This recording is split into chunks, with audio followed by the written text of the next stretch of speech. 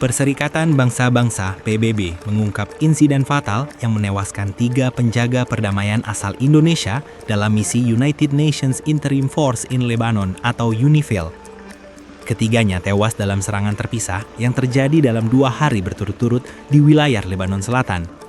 Wakil Sekretaris Jenderal PBB untuk Operasi Perdamaian, Jean-Pierre Lacroix menjelaskan insiden terbaru terjadi akibat ledakan yang menghantam konvoi logistik UNIFIL.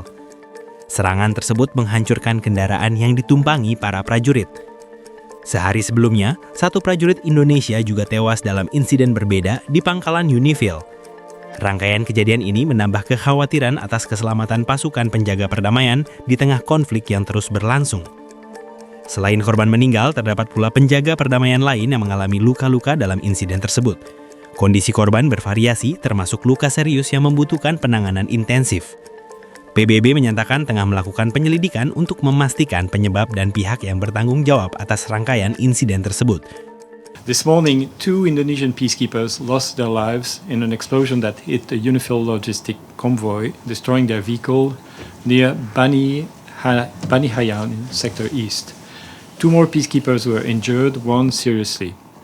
The origin of the explosion has not been determined. Yesterday, a peacekeeper of the Indonesian contingent was killed in an explosion inside the UNIFIL base in Et Taib, also in Sector East. Another peacekeeper was critically wounded and was evacuated to a hospital in Beirut. I express my deepest condolences to the families of the fallen peacekeepers and the government of Indonesia, and I wish a full recovery to those injured.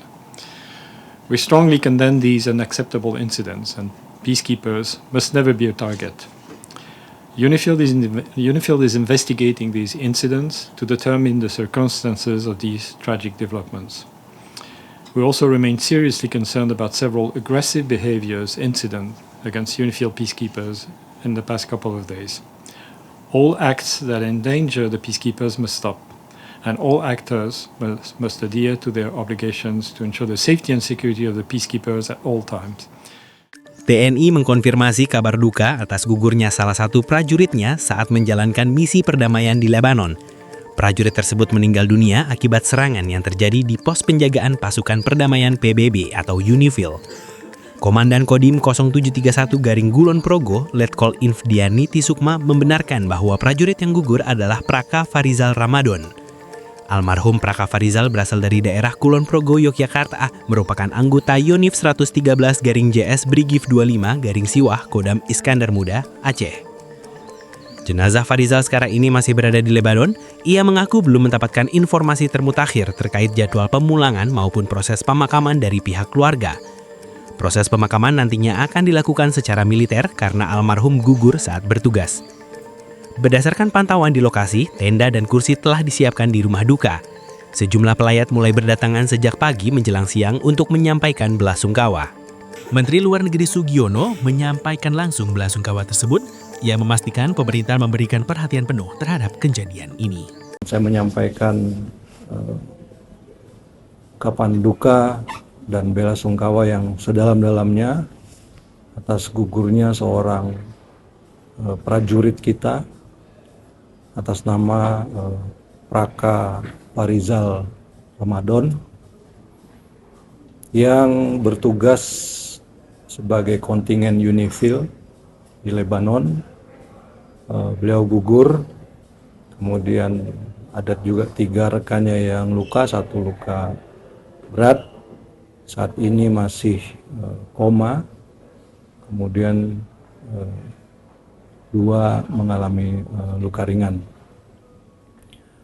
Kami selaku Menteri Luar Negeri dan mewakili pemerintah Republik Indonesia mengucapkan belasungkawa yang sedalam-dalamnya, kemudian juga mengecam keras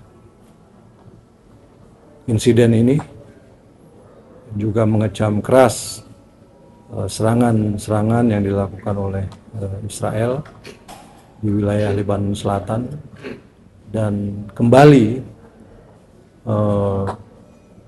meminta kepada semua pihak untuk melakukan deeskalasi dan juga kembali ke langkah-langkah atau meja-meja perundingan, karena apa yang terjadi di wilayah tersebut dalam kurun waktu kurang lebih 1 bulan ini dampaknya dirasakan luar biasa besar.